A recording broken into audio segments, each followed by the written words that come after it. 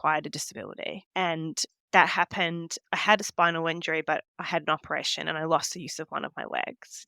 And at 27, I had to learn to walk again. And I had no family here in Australia. I had no access to things like Centrelink because I'm not Australian. And I had to figure out how to get back to work. And I had a lot of the experiences that people who acquire a disability have. And suddenly my gender and my age became nothing compared to the ableism that I can now see that I was experiencing. Hi, I'm Renata Bernardi, and this is the Job Hunting Podcast, where I interview experts and professionals and discuss issues that are important for job hunters and those who are working to advance their careers. So make sure that you subscribe and follow, and let's dive right in. Hello and welcome to a very special episode of the Job Hunting Podcast. The 3rd of December is the International Day of People with Disability and a great time for reflection, understanding, and action. This day, recognized by the United Nations, aims to promote the rights and well-being of persons with disabilities in all spheres of society and development. It's a day to celebrate the achievements and contributions of people with disabilities and also to raise awareness for the challenges they face in everyday life. In line with this significant day, we have a remarkable guest joining us, Briar Harte. Briar is a seasoned professional in customer experience transformation and a fervent advocate for inclusivity and accessibility in the corporate world. Over a very short period of time, she has become a recognized authority in this space, leading enterprise-wide initiatives in her workplace, as well as becoming a powerful voice advocating for organizations to be more accessible and inclusive, a testament to her dedication and her expertise. Today, we will learn about Briar's story, always a good place to start, and then delve into how professionals like you and me can support accessibility initiatives in their workplaces so that those with disabilities can assert themselves in the corporate environment. This is an episode that should be listened by absolutely everyone that works, not just people with disability, but those who want to be great allies, leaders, colleagues, and friends. So without further ado, let's welcome Briar Harte to the show. What I really want to start off with today is to ask you to share with us your story of, your strengths and what led you to have the career that you have now. Thank you for having me, Renata. I really appreciate it. And what an open-ended question to start with. I know. You can go for as long as you want. I'll probably start with where I am today and go back into a little bit how I got here. So I lead accessibility and disability strategy and transformation in a corporate. And that's come about from my lived experience as a person acquiring a disability, as much as my professional experience in human-centered design, research, transformation, and business change. So I'm never really sure how I got here. I'm probably very different to you. Didn't plan all of this out. I grew up in a small town in New Zealand. My parents were remarried and I had, a large extended family of siblings. And I went to uni to study business because it seemed interesting. And my mum ran an organic health and wellness retreat down a valley, which was visited by burnout executives. And my dad was a commercial industrial real estate agent that owned an agency with his dad. And I went to study business and was like, I don't even know what a CEO is. I don't know how any of this stuff works. It just seemed really fascinating to me. Like, we struggled to explain the natural world, but we didn't create it, right? We didn't create trees and birds and weather. We created financial systems we can't explain.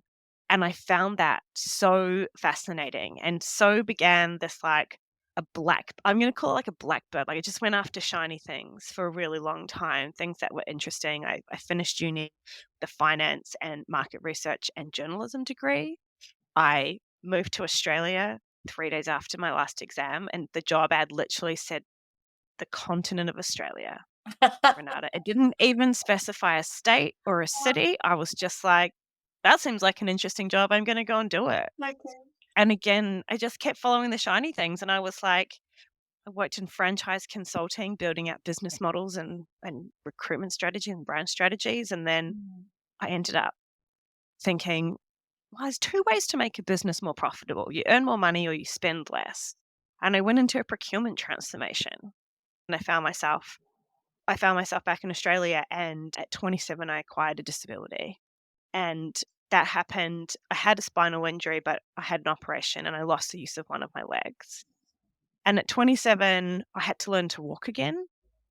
And I had no family here in Australia. I had no access to things like Centrelink because I'm not Australian, and I had to figure out how to get back to work. And I had a lot of the experiences that people who acquire a disability have, and suddenly my gender and my age became nothing compared to the ableism that I can now see that I was experiencing. Mhm. But it was also a moment where I needed to get out of the team I was in, and I went and started doing market research, and so began, something shiny and sparkly, market research. I moved over to the UK, I moved to New Zealand, it was a research director, and got into human-centered design. And then all of these things, these life experiences came together in this role to be doing that human-centered transformation for people with disabilities and access needs. And again, like kind of just this is the sparkly shiny thing. I think it's called a toolkit career, but I call it blackbird choices. That's a lovely way of seeing it. I am very interested in what a human-centered design for people with disability mean to you, and can you explain that to us? Because every time, Yeah. I told you this before we started recording, every time I go to your LinkedIn and I read a one of your posts, I learn something new that I didn't know before. And I find your LinkedIn posting so, so helpful. That's the sort of thing that I wish everybody would do, whatever their expertise is, right? So whatever you're good at, or whatever you learning, or sort of interested in, share with others, in a way that helps other people understand a subject matter that they're not an expert in. So tell me about, the human-centered design for people with disability. Yeah, thank you, Renata. Look, I think LinkedIn is like free university. Like you just learn so much on there. And so human-centered design is really like centering the person and the design that you're making and their use of it. And that might be the customer or the employee using it. Like it's about centering the human experience because humans will break any perfect process you write up on a PowerPoint slide and get your executive to approve. That's the nature of humans. And I think that what we're seeing with human-centered design for people with disabilities and accessibility needs, it's really around universal design. So how do you design something for the masses that works for everyone rather than the middle or the easiest ones? So, I started a newsletter on LinkedIn called Mostly Unlearning because when I started my job, I am a person with a disability who'd been working in research and design, and I had to unlearn, I felt like everything that I'd been doing.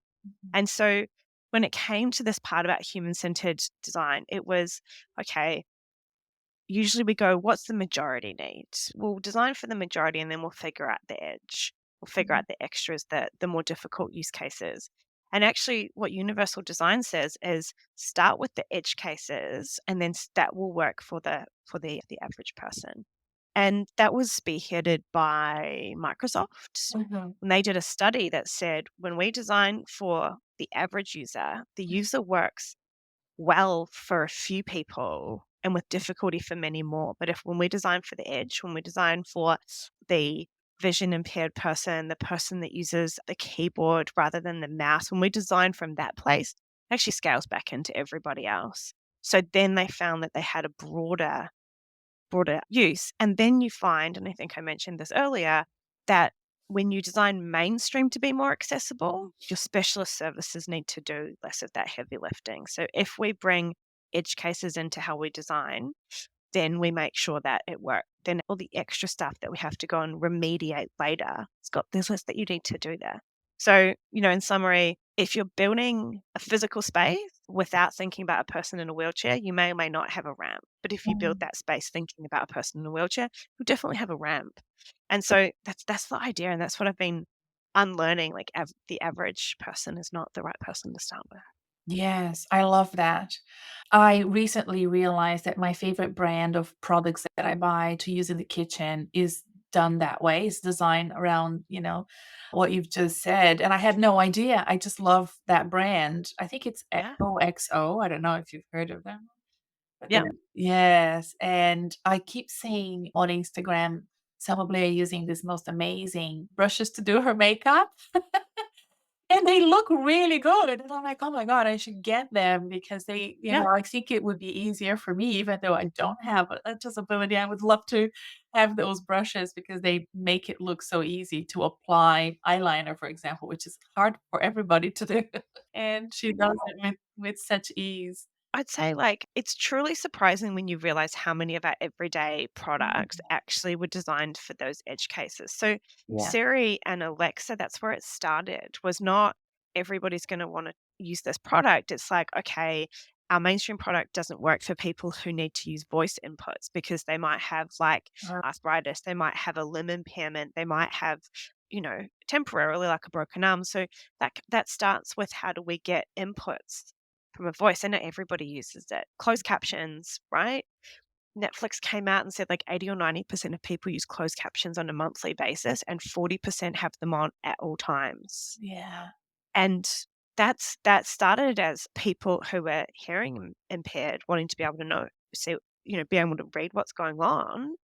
But that's mainstream now. And if you don't put Mm, captions on, that's if you don't put captions on your social media, the reach is smaller. People skip past it. Like it's not for that edge case anymore. It's for everyone. yes, yeah, And assistive technology is what will, transform people's lives as we yeah. increasingly as you grow older, you become more disabled. That's just statistically correct. So it helps you kind of in so many different ways.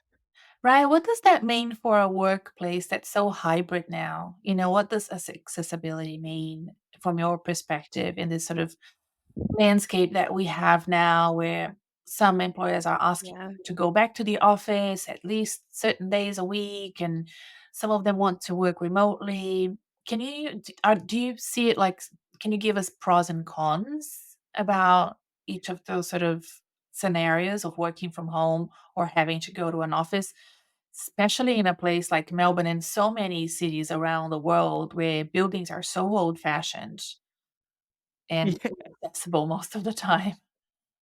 It's a really topical question that there's a lot of information on LinkedIn about that. What we saw when everybody went home during COVID was we saw an improvement in the employment rates of people with disability. So in Australia, I think the stats are somewhere between 30 and 35% gap between disabled and able people employment. So that's a huge gap in the employment or unemployment of people with disability. And we found that that gap got smaller when people were able to work from home. And part of that is that you can manage your condition with more dignity. Between meetings, I can go and stretch out. I can go for a walk. I don't have to wear shoes that make my leg or my back feel worse. So there's that part, but it's also, I think, around people being aware, both the employer and the employee, the manager and the teams, of what you're actually able to ask for when you come back into the office. I think it's not that disabled people or people need to be at home. I think it's actually being accommodating of what people need when they come into the office. And that's not been done particularly well. And I don't think we've fully understood as employers what people are entitled to and how simple those workplace adjustments can be. Mm, So, for example, I was on a Facebook group and someone was talking about their neurodiversity and their two pieces of their workplace adjustments. And the workplace adjustments are I need agendas before meetings, and I need notes to be sent out afterwards. And with those two things, you can expect from me the same as my peers. And mm, without that, I'm going to struggle. And they were struggling to get that because culturally that company obviously didn't do those things with neurodiversity or, you know, physical things like people who had like migraine. or endometriosis is two examples that come to mind where actually when you could manage this at home, you suddenly realized how impactful going into the office was.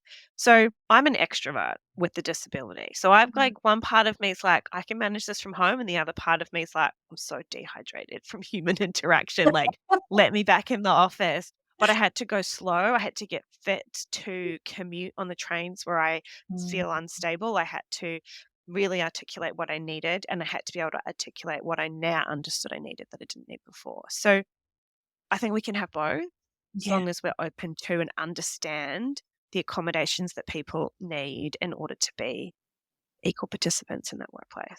Yes. I picked up on what you said before about people not realizing they have disabilities. Yeah. I think that that is so true. I definitely have on and off been in that situation. And, Mhm. I don't know. I think especially with endo, which I had for many years and it went undiagnosed, it is so problematic because nobody tells you that that's what you have, and you don't then access the support that you need, and also when you Yeah. do say things, people don't believe you because you don't look like you're disabled. So Oh, many times, when I was really, really unwell, I was told I shouldn't take the lift at uni because why was I taking the lift was only for people that needed the lift, and I'm like, "You have no idea. I cannot walk up the yeah. stairs, this isn't I'm so much pain." And you feel bad, by having to constantly be explaining or having people look at you funny. And that is so true also with people with neurodiversity who have been in the closet and probably still are. So, how do you deal with that spectrum? I know you've been working on in-house, at your Yeah. current workplace in developing support systems and plans and strategies. How do you deal with that spectrum being so varied? Look, to start off, I myself didn't use the word disability to explain my disability until 8 years after I'd had the operation where I'd lost the use of my leg. And I was pregnant in the bushfires that were occurring before COVID happened. I had my daughter in the first Um, lockdown, and I was having a really hard time with my back, and, it was I was having to push really hard in the medical system. And I exploded one day and said, "I've got a disability and I just need you to help me."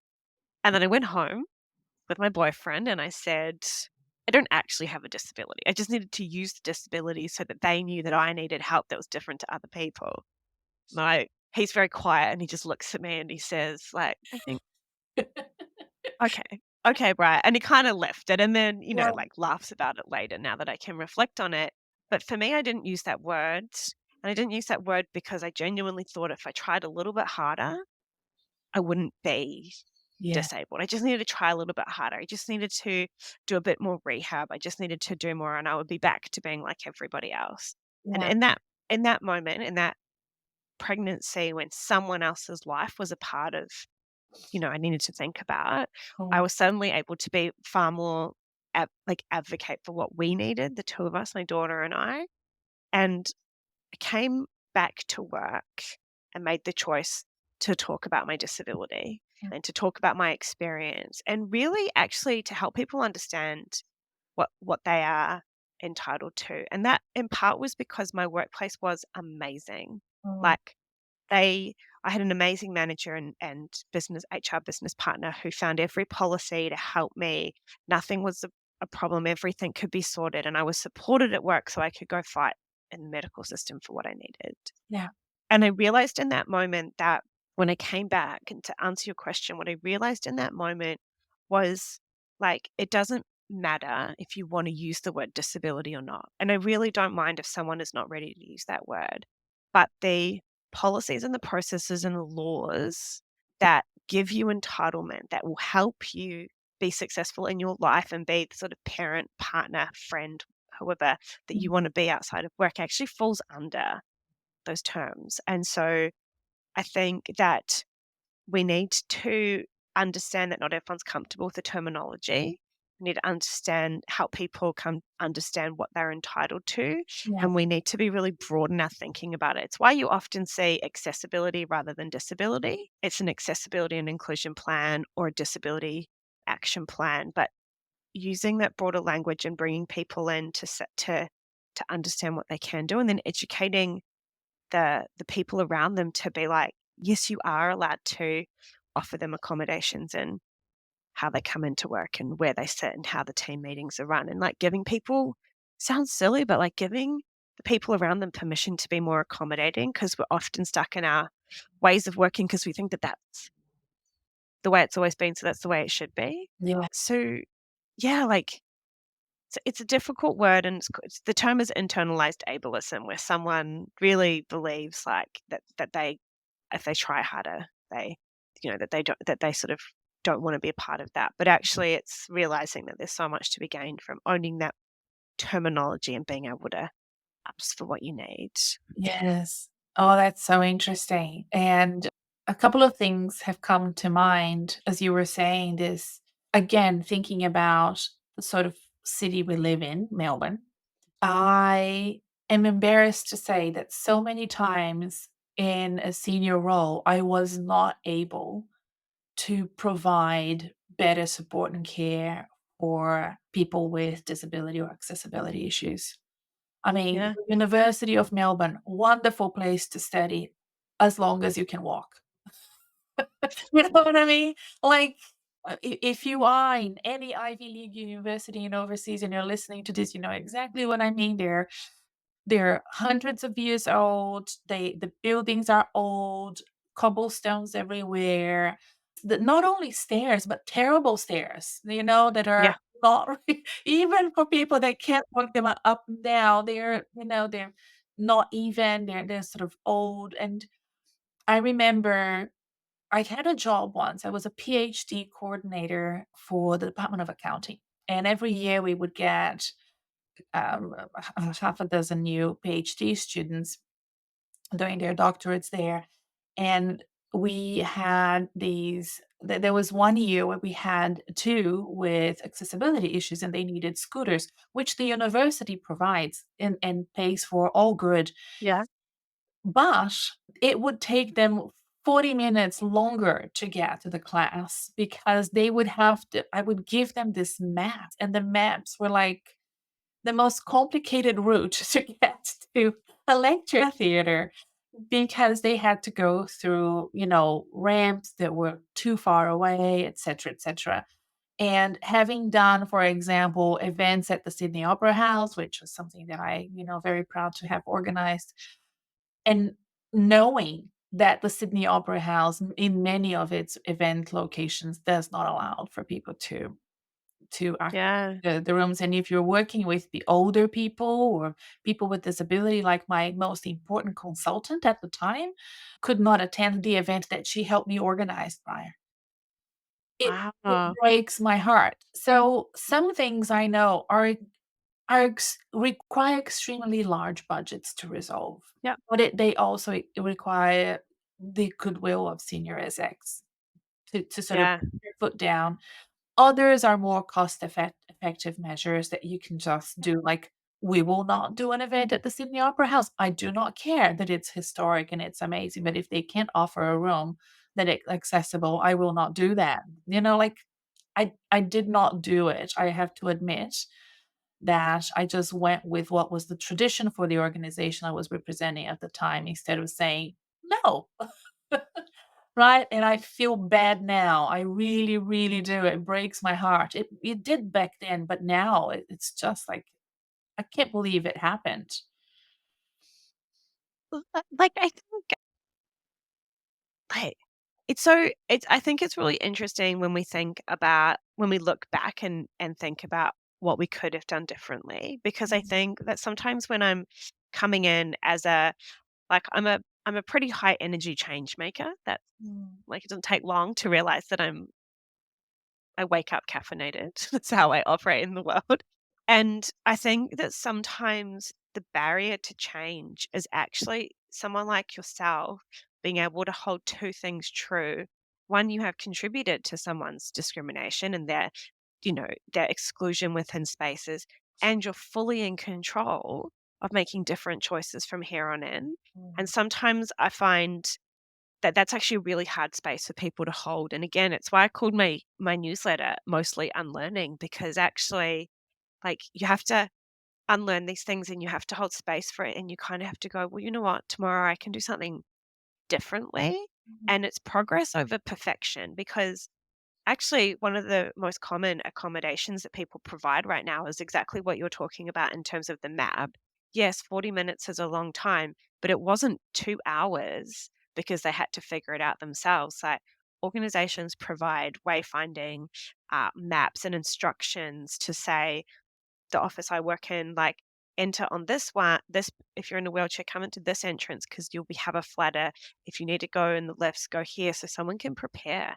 It's actually like a perfectly acceptable workplace accommodation or way to help someone, because you can't go and tear down the Sydney Opera House, but you can go and say, look, this entrance is going to be better. That one's going to be better. Or actually, we've got a new minimum standard we as an organization want to uphold, and therefore I'm sorry, but this is not a venue we want to Yeah. go to. And like, we don't have to put pressure on ourselves to do it perfectly, but we just have to do it better. Yeah. One step at a time. Yeah. What are the things that we can advise now for, and before we move on to empowering professionals with disabilities, which I Yeah. want to talk about, I want us, you, not me, to provide, definitely not me, terrible examples here, but what are the things that an employer can do tomorrow to start those, taking those first steps into not only Yeah. acknowledging that there is an issue and then making things better for the future. Oh, look, I think, just start at the very beginning. It's a very good place to start. Is that from Sound of Music? Um, I think the first thing that you can do within your organization is understand, does your organization have a disability action plan or an accessibility plan? You just go and understand, because it may be that your organization actually does have one. Mm, And for all types of government organizations in Victoria, New South Wales, you have to have one. And you also go and find out if you've got a network of people with disabilities that are actually banding together to try and improve things, because you'll find again in a lot of organizations, they found each other and they're helping each other out. And so, formal disability reference groups. I'm a part of a disability reference group for my local council, and they consult with us on things that might affect us. And then you can actually, like, you just go and ask, mm, what's the biggest issue that's facing you and how can I solve it? Because disability change, and all change doesn't need to be done by those that are impacted. Take the burden off our shoulders, and ask someone else to help. So I think you can go and understand that. You can go and do some really basic benchmarking.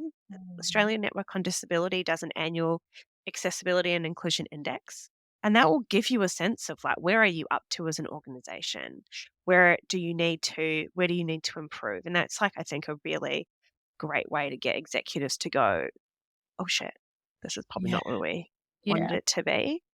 I think, like, just really simple stuff like, add some disabled voices to your social media. I'm always sharing like 5 to follow. So I send a newsletter out at work fortnightly and I include 5 people to follow. Like, add those voices in and, like, start to hear what it's like for people. yeah, You don't need to go and read all 222 recommendations of the Royal Commission, yeah, but go and understand, like, what are people talking about? What are they struggling with? And the last one, go and understand your obligations, right? mhm, You have legal obligations under things like Disability Discrimination Act and various parts of secure job, better pay bill, stuff like this. Go and understand your obligations for people, yeah, because actually when you understand what you're obligated, then it seems to free up some capacity to go, oh, I'm going to try a little bit harder. Or I now understand that this is actually really important, not a magnanimous, savior, like, I'm coming in to help you. Like, no, actually, you legally have to do this for me. mm, So let's yeah. get it done. It shifts mindset in a way that I hadn't really sort of anticipated. I like the idea of sort of giving people some ideas of who to follow because you never know what you don't know. I had a conversation via LinkedIn message a few years ago with an individual, such a lovely man, and he said, I am a polymath and I'm autistic, but not autistic enough to be inspired by the autistic groups that some of the tech companies have these days. And I thought of all of the, like, I had never thought of this.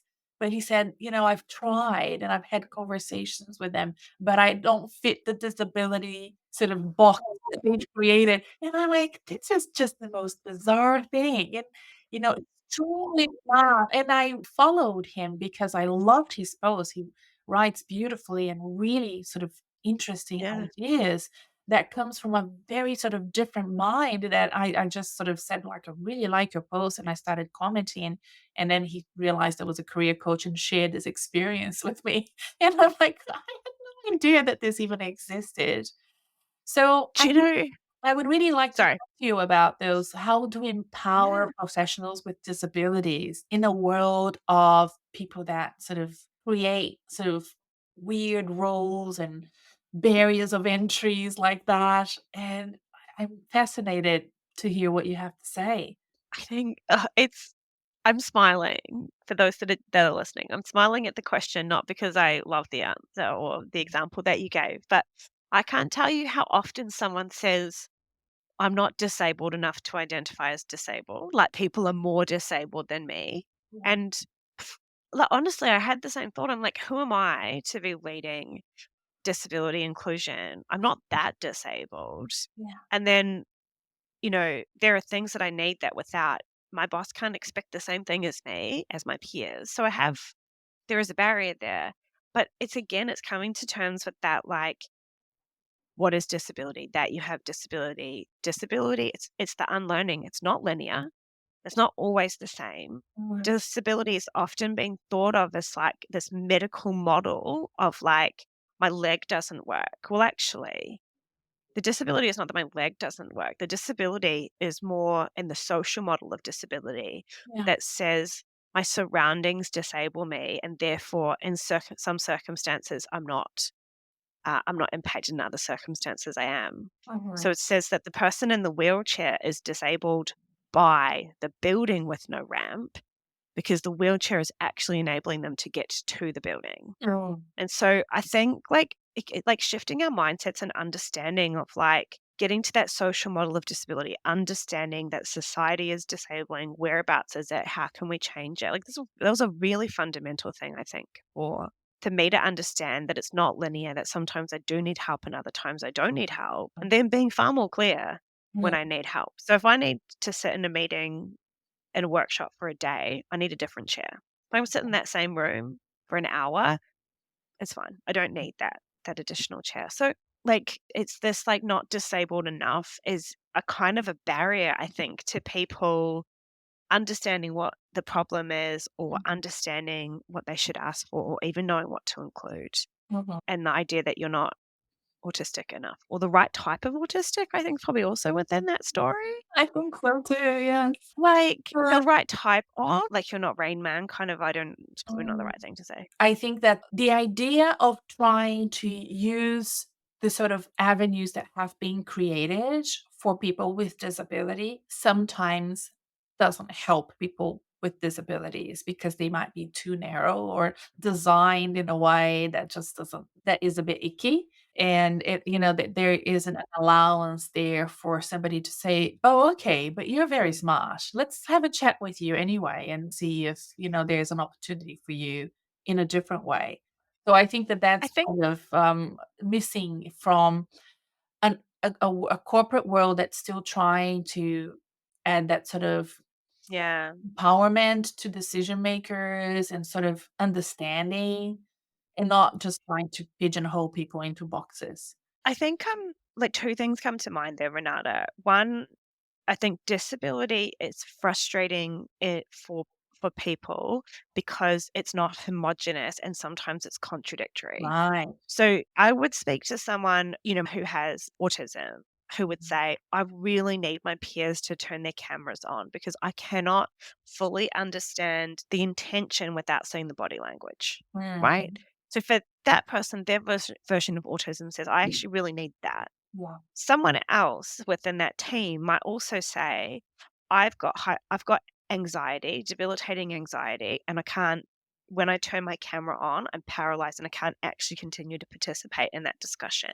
Mm. Both people have expressing needs to be a part of that, that are contradicting with each other. But Mhm. actually, like, it's not that one's right and one's wrong, and it's not that the team has to pick one. It's actually that you need to acknowledge it. You need to find a way forward. And it may be you can keep your camera off, but what we're going to need to do after is if there are interactions between the two of you that need further discussion, let's meet separately, just the two of you with cameras on to talk about. Or, like, there are ways forward. And I think it's like Naz Campanella, the ABC journalist who's just absolutely amazing, said it the best when she got her job at ABC. They said to her, "What do you need to do your job so we can have the same expectations of you as other journalists?" Mhm.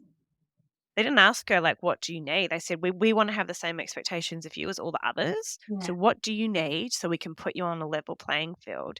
And that's her as an individual. But if you've got contradictory requests, Mhm. then what do we as a team need? How do we need to manage this? What can we do? Because when you accommodate for people and you find a path forward for that team with those two people, everybody is doing better. Everyone belongs. Everyone can bring their best selves to work. That person with anxiety might go, actually, in this moment, I can turn my camera on. It's 10% of the time and it has a big change. That person who said, Mm. I really need to see your face, feels more confident to say, I couldn't quite understand your intention there. Can you please clarify? Like, you build the trust, you build the belonging, but you can't expect a homogenous set of asks, and you can't expect everyone with the same condition to ask for a need and expect the same thing. Yeah. And if you are, you're really going to trip yourself up, I think, as an employer, as a colleague that's trying to be inclusive. Yes. Now, Brian, you're very open about your disability now and advocating for others and involved in strategy for your own Mhm, organization. But there are, individuals that, as you mentioned before, don't even use the word disability, or they don't bring it up when they're looking for mhm, a job, for example, for fear of bringing it up, sort of being unhelpful to their success and acquiring yeah. a job. How do you feel people can go about opening up about their disabilities in a safe way, or do you agree that sometimes it's better to keep it on the wraps until you get the job? And yeah, it's such a weird way to navigate the world. I'm interested to know what you have to say. It this could be the whole hour, Renata, talking Yeah. about this one. So I think there's 2 parts to it. One, everyone should do what works for them and what's Mhm. safe for them. Right? If you're under financial pressure and you don't want to risk it, like, that's a different place than you've got a great job, you've been approached about some opportunities and you want to be more open in this case. So Mhm. it's not black and white. You don't have to. Like, you don't have to. And employers can ask, you'll see the question in varying different ways in a recruitment process.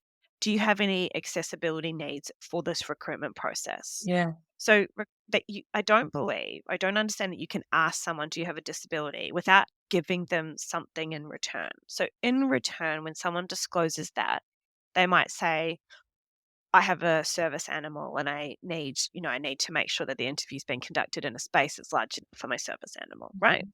That's an I'm disclosing this because what I'm getting in return is that accommodation. So Yeah. you don't you don't have to, it's circumstantial.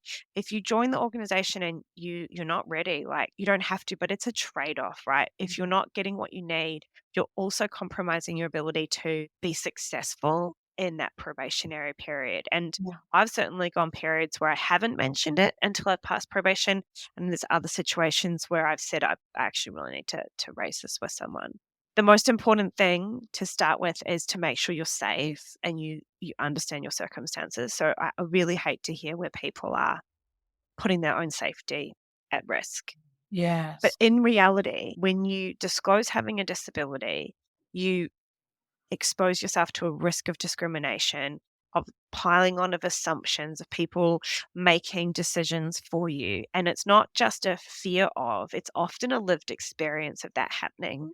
So while this new manager, you don't know, this new manager may have a lot of experience within that. It's just a risk that someone may or may not be willing to take. So I think I'm at a point where I'm like, if you're gonna discriminate against me, do it early, do it in the recruitment process so I don't worry about anything else, right? Like, but I'm at a different point there, and it's all over my LinkedIn, so it'd be pretty hard not to say.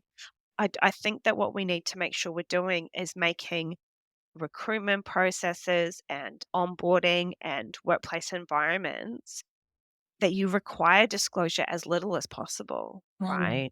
Like, we have far more, like, hot desking with stand desks with, like, you see those in offices all the time. Yeah. That actually means that someone does not need to disclose their spinal injury Yeah. because there are different types of desks they can sit in. So you're giving people the choice to disclose, and you're demonstrating your commitment to them by giving them all the options that they might need. Mhm. So I think that it's about, like, it's a dance, and it's giving people all of the cues and all of the proof points to say, "We are a safe place, we do take this seriously." Yeah. All the little things that you can do that would give someone the confidence and the comfort to know that this is a safe place, but also don't force it out of them and don't bake it into the process, and don't make their some of those accommodations dependent on disclosure when they don't Mhm. really need to be dependent. If someone's asking for an agenda for a meeting, the differentiating factor in giving them that agenda should not be that they also disclose having a neurodiversity. I'm not neurodiverse, and I really like having an agenda for a meeting. It's actually just a really good way of working. So I think that, it really want to stress, like, only do it if you feel safe, if you feel like you're going to get something out of it. Don't feel like you have to disclose. And also, you don't have to explain nearly as much as you think you do when asking for those accommodations. So, yeah, look Mhm. after yourself first, and employers, like, let's all just be more inclusive. It's a bit Absolutely. simple, isn't it? I loved the discussion, and I want this episode to come out in that first week of December. Am I right that that's Cool. when? Yeah. Yes. So we want to make sure that it aligns with, is it, an international day for Yeah. disability? Yeah. So 3rd of December is the International Day of People with Disability. It's the UN celebrated day. Awesome. Um, and, to all the people listening, like, have an event, like, have a celebration. Even if it's last minute because you just listened to the podcast, like, celebrate some assistive technology that you use, and go and use the Microsoft accessibility checker in Word for the day, and go and figure out how often someone, all the little things that you could have done to help someone, you know, just spend the day using Microsoft accessibility checker. Mm. That would be a great thing to celebrate that day and to upskill a little bit. I know that LinkedIn is looking at some of that as well. I don't know if they sent you an email, but I received an email from LinkedIn, Send it to me. telling, yeah, Get I me know. involved. Why did I get it and not you? Telling me to go and have a look at some better functions that they have. For I will, if I find the email, I'll send it to you. Yeah. I Yeah. just want LinkedIn to have camel case hashtags. Yes, I agree. So LinkedIn defaults your camel case hashtags back to snake case, and Instagram will leave them as camel case. And for people listening, a camel case hashtag is where the first letter of every word of the hashtag is a capital.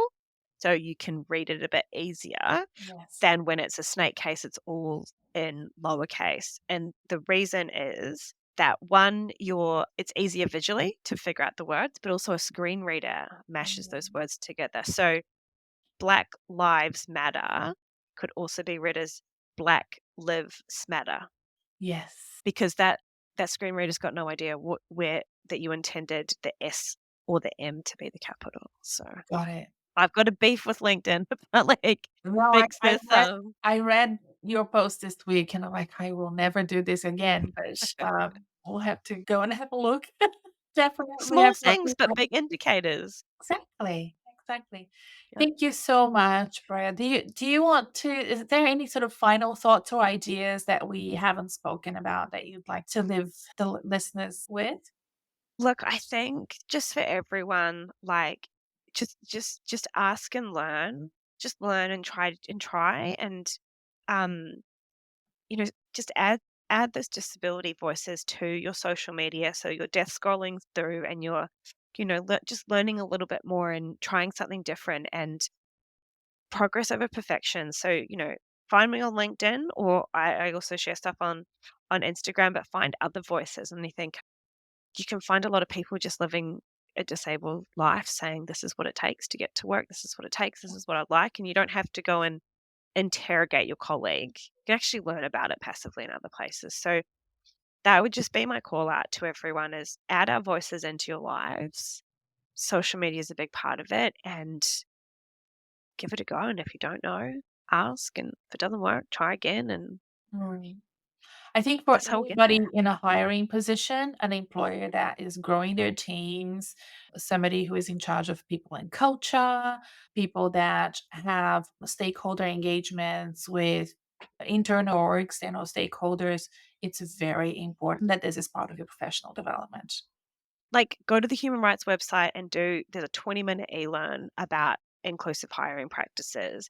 Australian Network on Disability does a disability confident recruiter accreditation, and there are a lot of organizations that are accredited as disability confident recruiters, and you'll start to see people prefer to go there because it's not just an indicator that you are inclusive of people with disability, it's an indicator that you actually are inclusive generally, and those things get noticed. And the saying that an AWEI accreditation is noticed from pride perspective, like that's an indicator that you are investing in inclusion, and some of those disability ones are there too. So the information is everywhere. Okay. Thank you so much. Lovely having you here. Thank you. I hope that you've enjoyed this episode as much as I did. Please consider following the Job Hunting Podcast wherever you found this. We are available on Apple, Spotify, YouTube, Amazon, and many other apps. You will find a vast archive of episodes to help you with your job hunting and career planning strategies. You should also consider subscribing to my weekly newsletter. There is a link to subscribe in the episode show notes, or please go to my website, renatabernardi.com. That's RENATABERNARDE.com. I'll see you next time.